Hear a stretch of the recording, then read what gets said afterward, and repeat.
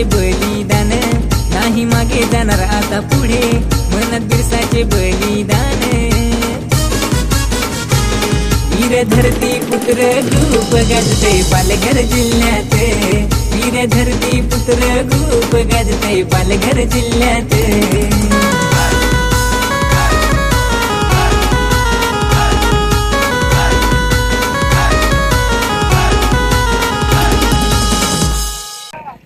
नमस्कार मित्रांनो, तर आपण पाहू शकतात की छत्रपती संभाजी महाराज यांच्या जयंतीनिमित्त आज दुक्कन गावातील वीर धरतीपुत्र या समूहाने वृक्ष लागवडीचा अगदी अनोखा उपक्रम आयोजित केलेला आहे। तुम्हाला सर्वांनाच ठाऊक आहे की संत तुकाराम महाराजांनी देखील फार मौलिक असा संदेश दिलेला आहे की या वृक्षवल्ली आम्हा सोयरी वंच आहे आणि येणाऱ्या काळामध्ये म्हणजेच ग्लोबल वॉर्मिंग म्हणा की मग ध्वनी प्रदूषण असेल, हवा प्रदूषण असेल, या सर्व गोष्टींना अगदी लक्षात घेता वृक्ष लागवड अगदी स्तुत्य उपक्रम आहे। आणि दुक्कन गावातील हा जो समूह आहे वीर धरतीपुत्र, या समूहाचं जितकं कौतुक करावं तेवढं कमीच आहे। याआधी त्यांनी अगदी गोरगरिबांना मदत असेल, तळागाळापर्यंत पोहोचणं असेल, त्यामध्ये क्रिकेटसारखा एक उपक्रम असेल जेणेकरून काही युवा खेळाडू घडावेत, तसेच शरीर सौष्ठव स्पर्धेमधील काही युवक असतील, तसेच जिम्नॅस्टिक मधल्या काही युवती असतील, तसेच पोलीस दलामध्ये जे काही आदिवासी समाज बांधव रुजू झालेले आहेत त्यांचा अगदी अनोखा असा त्यांनी सत्कार केलेलाच आहे। परंतु आता एक पाऊल ते पुढे टाकतात आणि वृक्ष लागवडीकडे देखील वळतात आणि आज त्यांनी दिवस देखील योग्य निवडलेला आहे। जसे छत्रपती संभाजी महाराज ज्यांनी आपलं संपूर्ण आयुष्य अगदी या स्वराज्याच्या रक्षणासाठी वेचलं आणि त्यांचाच वसा वारसा आणि आदर्श घेऊन वीर धरतीपुत्र समूह दुक्कन यांनी वृक्ष लागवड आज नियोजित केलेले आहे आणि अगदी थोड्याच वेळामध्ये या कार्यक्रमाची सुरुवात देखील होणार आहे। धन्यवाद। जयंतीनिमित्त आज आपण 26 जूनला आपण हा जो कार्यक्रम आयोजित केलेला आहे वृक्ष संवर्धनाचा, दरवर्षी आपण बघतोय की या वर्षी 45 डिग्री पर्यंतचं आपलं तापमान गेलेलं आहे आणि आता खरंच गरज आहे वृक्ष संवर्धनाची। आणि जर आता हे आपण वृक्ष संवर्धन नाही केले तर पुढच्या पिढीला आपण काय देणार आहे? पुढच्या येणाऱ्या 50 डिग्रीच्या वातावरणामध्ये आपण जगू शकू का? हा जेव्हा मनाला प्रश्न पडला त्यानंतर असं वाटलं की आपण काहीतरी याच्यासाठी करणं गरजेचं आहे। म्हणूनच मी आता माझ्यापासून सुरुवात केली।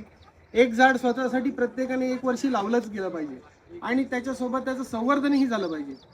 याच उद्देशाने आपण छत्रपती संभाजी महाराजांनी त्यांनी राष्ट्रासाठी, हिंदू धर्मासाठी जे जे त्यांचं बलिदान दिलं आणि राष्ट्रासाठी स्वतःला झोकून दिलं, स्वतःच्या जीवाची कोणतीही पर्वा न करता आपण 1 झाड लावू नाही शकत का या राष्ट्रासाठी?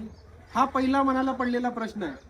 आणि आता या वर्षीचं वातावरण तुम्ही बघता, एवढ्या गरमीमध्ये आपण जगतोय आणि जर आता झाडं लावली नाहीत तर आपलं भविष्यातल्या येणाऱ्या पिढीसाठी आपण काहीही करू शकत नाही, म्हणजे ते जगू शकत नाही अशा प्रकारची परिस्थिती निर्माण होईल।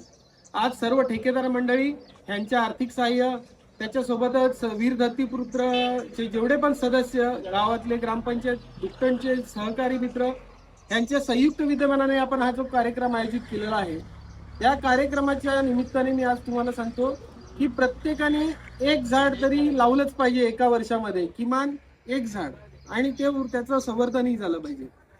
आणि हे संवर्धन करून आपण म्हणजे 1 झाडाचा साधारणतः संकेत की 4 जणांना एक ऑक्सिजन पुरवठा होतो, एक चांगलं मोठं झाड असेल तर जर आपण 1-1 झाड प्रत्येक वर्षी लावलं तर पुढच्या पिढीला हा जो गरमीचा प्रॉब्लेम आहे तो अजिबात येणार नाही। धन्यवाद। तर निसर्गाचं आणि पर्यावरणाबद्दल मी 2 शब्दात सगळ्यांना एक जनजागृती करण्याचं काम करतो।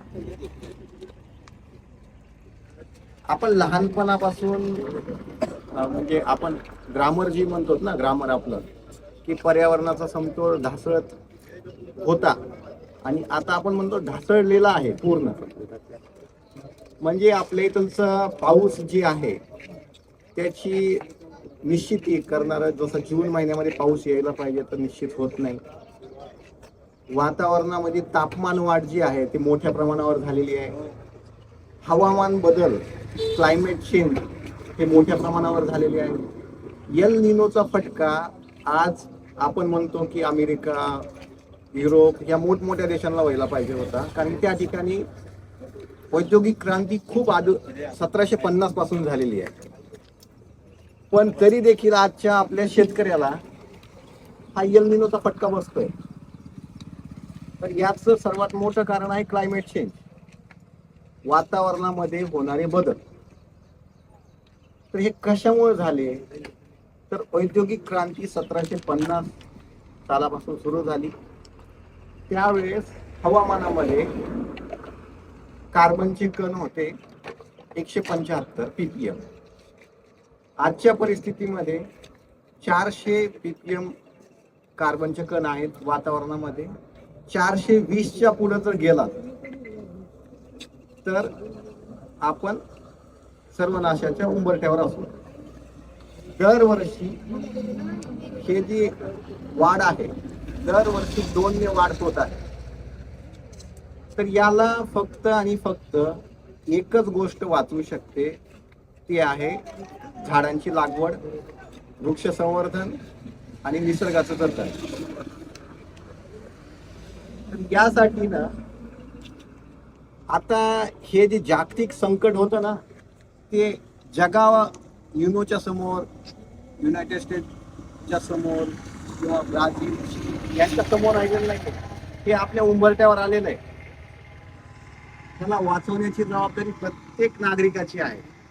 भारतीय संविधानानुसार जसं कलम 19 मध्ये आपल्याला अधिकार दिलेले आहेत, तसंच भारतीय नागरिकांना कलम 51 मध्ये त्यांना कर्तव्य देखील सांगितलेले आहेत.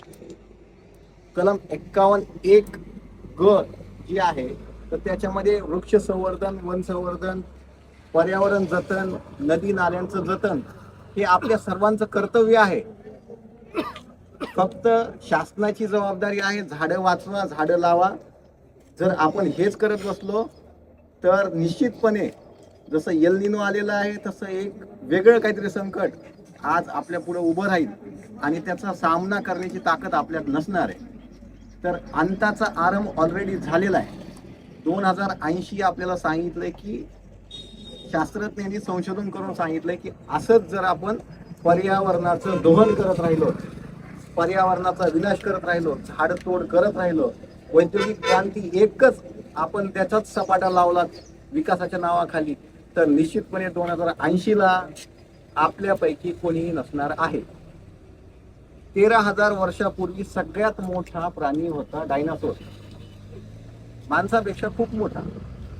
तर तो देखील निसर्गाच्या चक्रामध्ये तो देखील व्यवस्थित त्याला ॲडॉप्टेशन करता नाही आलं, तर तो मरण पावला, नामशेष झाला. तसाच जर मानव बुद्धिवान प्राणी नामशेष व्हायचा नसेल आणि कुठेतरी आपली एक जाणीव